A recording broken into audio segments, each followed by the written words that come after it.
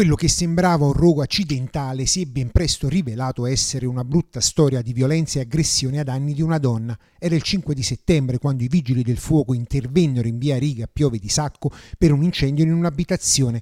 Quel giorno la casa andò distrutta dal fuoco. Le indagini avviate subito dai carabinieri hanno però accertato un'altra verità, ben più grave di un'abitazione avvolta dalle fiamme. Ci sono voluti alcuni giorni per capire che l'uomo di origine siriane ma residente in Italia da tempo quel rogo lo aveva appiccato di proposito per vendetta.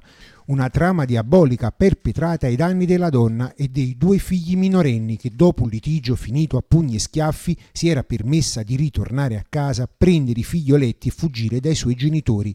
Un oltraggio che avrebbe scatenato l'ira del compagno che per ripicca avrebbe cosparso di benzina il pian terreno della villa per darle fuoco. Una storia che i carabinieri si sono sentiti raccontati dalla malcapitata che dopo la violenza si era fatta medicare al pronto soccorso per le ferite ricevute alla testa ed un braccio.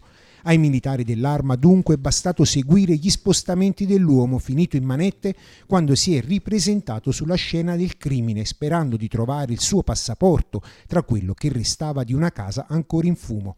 Voleva scappare in Siria, ma non ha avuto il tempo di farlo. I carabinieri lo aspettavano per mettergli le manette ai polsi. Ora è in carcere in attesa di essere giudicato dall'autorità giudiziaria.